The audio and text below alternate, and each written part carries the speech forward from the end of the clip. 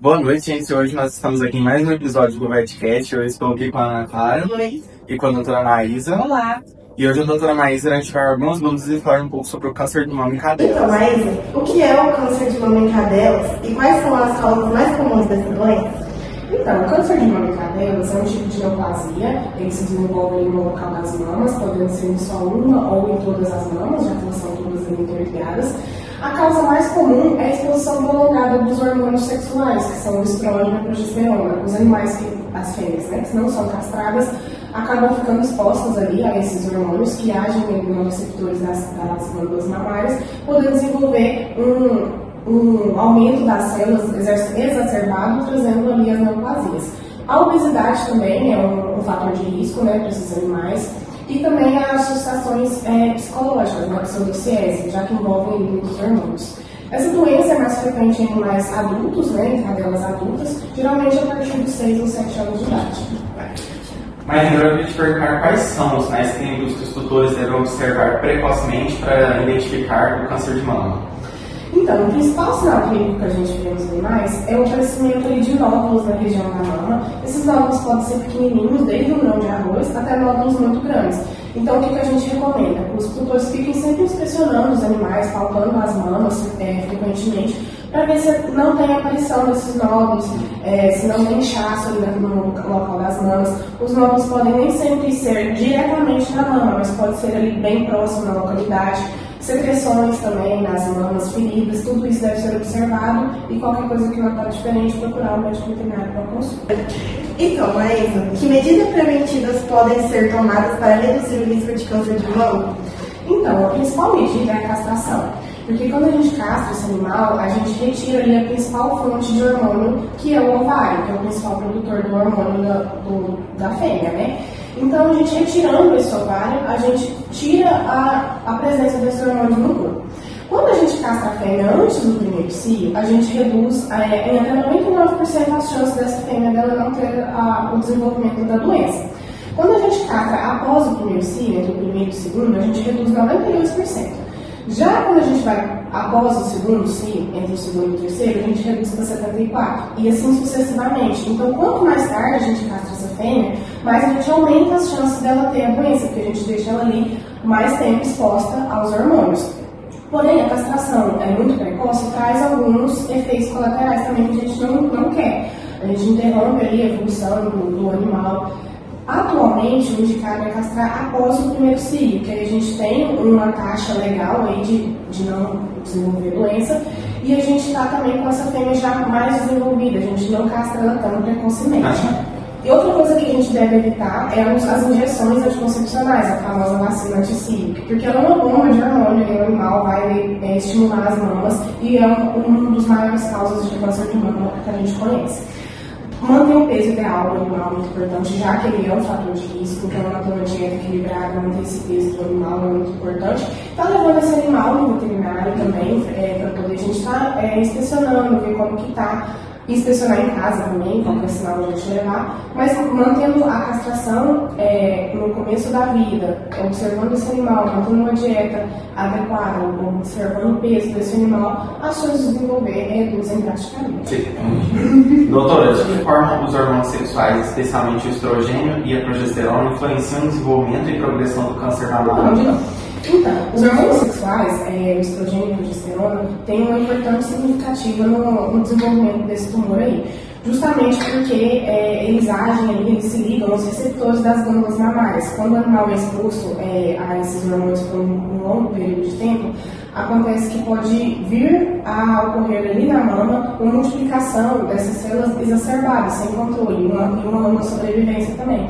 O que pode trazer os tumores. Podem ser benignos, mas podem ser também malignos. O que a gente vê muito falar é sobre o estrógeno, sobre o estrogênio, que é o principal hormônio, que causa as neoplasias mamárias. Porém, a progesterona está muito ligada aí também, que ela acaba influenciando na malignidade desses tumores. Ela acaba aumentando as chances deles serem malignos. Então, doutora, como o estadiamento clínico do câncer de mama em cadelas é determinado e qual a sua importância para o prognóstico? Então, o prognóstico é muito importante para a gente poder saber como que a gente vai tratar esse animal, qual que vai ser o tratamento ideal, porque cada tumor, né, necessita de um tratamento. Saber o estadiamento dessa doença vai também nos dar um norte aí de como que vai ser o tratamento, qual que é a resposta que a gente espera. Então, a gente tem 3 fatores. Primeiro, o tamanho do tumor, como que ele se encontra, se é um tumor pequeno, se é um tumor grande, que já está ulcerado. Se ele tem envolvimento dos linfonodos. Os linfonodos são os primeiros órgãos geralmente a serem afetados, porque eles estão ligados ali, né, com a linfa, eles filtram a linfa, então as células tumorais passam ali primeiro. E se não há metástase, que é os outros órgãos já estarem tomados por esse tumor também. Então, a gente tem esses 3 pontos. Primeiramente, a gente passa para o médico veterinário, ele vai analisar isso aí. Se tem o tamanho do tumor, se tem metástase, se os linfonodos estão acometidos. A biópsia é um caminho para a gente entender aí se tem acometimento dos linfonodos e tudo. E a gente usa também os exames de imagem. O exame, a radiografia, para a gente ver se tem metástase em tórax. E os exames de ultrassom, para a gente ver se tem metástase em abdômen. O ultrassom também pode ajudar no comprometimento dos linfonodos, para a gente ver se tem esse comprometimento aí. O estadiamento se dá a partir do estágio que a doença está. Então, quando a doença está no estágio 1, 2 ou 3, a gente tem tumor pequeno, localizado e sem metástase. Não tem comprometimento dos linfonodos também. Então, a mastectomia, que é a cirurgia de retirada das mamas, é um tratamento eficaz, já que o tumor está só ali nas mamas, não tem em outros órgãos. Então, a gente realiza a cirurgia e tira esse tumor depois que a gente já tem o diagnóstico que não há metástase. E tem esse estágio mais avançado, o estágio 4, quando há comprometimento quando há metástase, e o estágio 5, quando há comprometimento dos linfonodos. Então, nesses casos, só a mastectomia não é suficiente, a gente está retirando o tumor local ali das mamas, mas ele já está em outros órgãos também. Então, a gente precisa da quimioterapia junto para poder tratar esses tumores que têm metástase, comprometimento dos linfonodos. Aí o prognóstico já está mais reservado, porque a gente não sabe como que esse animal vai responder a essa quimioterapia, se vai ser eficaz. E a quimio também depende muito de qual tipo de tumor que é. A gente precisa ir no histopatológico, né, que é a biópsia, para poder estar identificando qual tumor que é, para saber qual quimio vai ser mais eficaz, se tem infiltramento nos linfonodos ou não. Então a gente depende de tudo isso aí para poder estar entrando com a quimioterapia, o grau do tumor, sua diferenciação. Então por isso que o prognóstico e o estadiamento da doença é muito importante para definir um tratamento e ter um prognóstico para passar para o tutor, com a expectativa de vida, a expectativa de resposta do animal desse tumor. Doutora, em que situações a quimioterapia é indicada no tratamento do câncer de mama em cadelas e quais protocolos são mais utilizados? Então, a quimioterapia é indicada para complementar a cirurgia, né?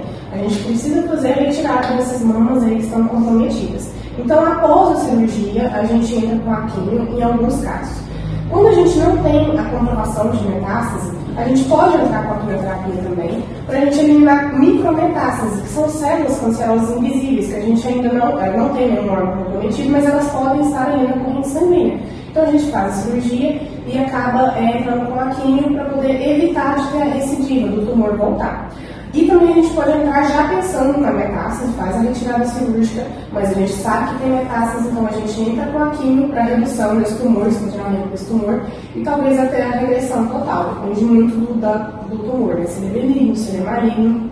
E a gente pode entrar antes da cirurgia também, na intenção de diminuir o tumor para poder conseguir fazer a cirurgia, que às vezes ele está tão grande que a gente não tem margem cirúrgica, que a gente não vai ali e tira em cima do tumor, a gente tem que tirar com margem para evitar que ele volte. Então às vezes ele está tão grande que a gente não tem tecido para fechar. Aí a gente entra com a quimio na intenção de reduzir para a gente conseguir fazer essa retirada cirúrgica. E em alguns casos, nem com isso é possível retirar o tumor, às vezes ele está muito grande, às vezes o animal já está com metástase em vários órgãos, mas a gente pode entrar com a quimio para poder o animal ter conforto e para ele ter também uma sobrevida mais prolongada, para a gente dar um tratamento paliativo, né? Além disso, a gente pode combinar os protocolos, né? Porque nenhum protocolo é uma receita de bolo, assim, que todo animal vai receber a mesma coisa, não é assim que funciona. Depende muito do que eu falei, de qual tumor, se a gente está lidando com carcinoma, se a gente está lidando com sarcoma. Então, não existe uma fórmula mágica para a gente entrar.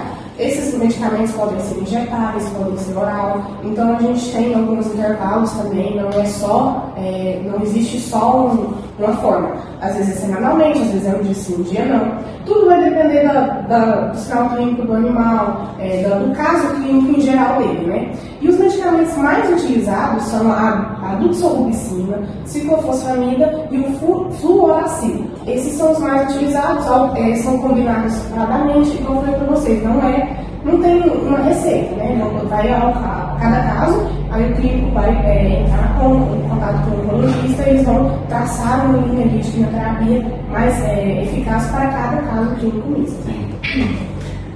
Então, mas que complicações pós-operatórias são mais frequentes após a mastectomia em cadelas e como podem ser prevenidas?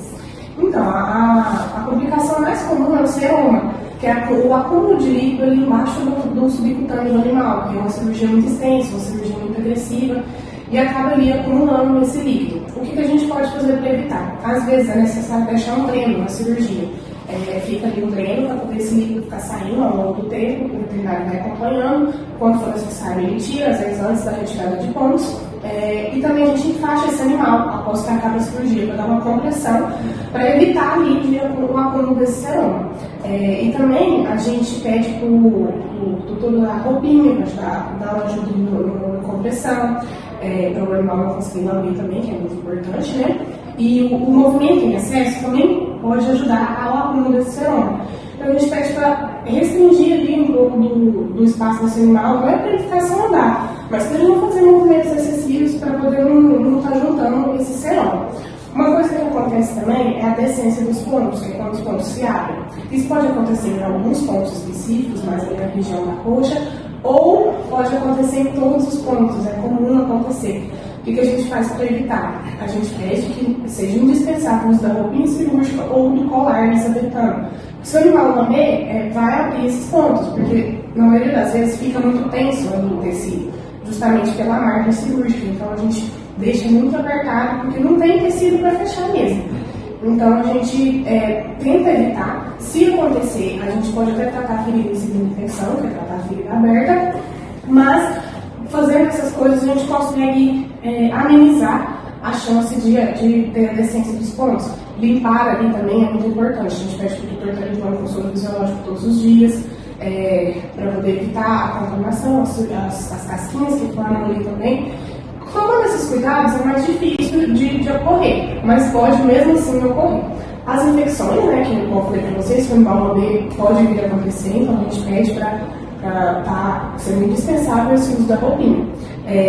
Dor no pós-operatório é muito comum, como eu falei para vocês, na cirurgia muito extensa, mas a gente manda o animal para casa com receita, antibióticos para evitar a infecção, a cirurgia é feita de forma estéril, é indispensável, né? A gente precisa da cirurgia de forma estéril para evitar qualquer contaminação, e o tutor seguindo ali a receitinha, tudo certinho, com os remédios para dor, esse animal vai ficar confortável, mas ele deve ficar de olho, qualquer alteração, tanto na ferida cirúrgica quanto no comportamento do animal, precisa procurar o médico veterinário imediatamente para ele resolver o que estiver acontecendo.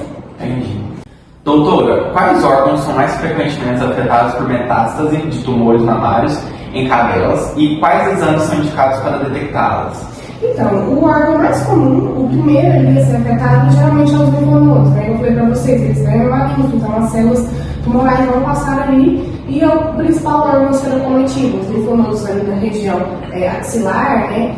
Os principais a serem acometidos quando o tumor está ali na região do mamário. Seguido deles, a gente tem os pulmões, que são um dos órgãos bastante afetados, principalmente no caso de carcinoma. 50% dos casos que tem carcinoma mamário, os pulmões são afetados também por metástase. Seguido de fígado, rins, baços, depois a gente vem com esses órgãos aí que também podem ser afetados.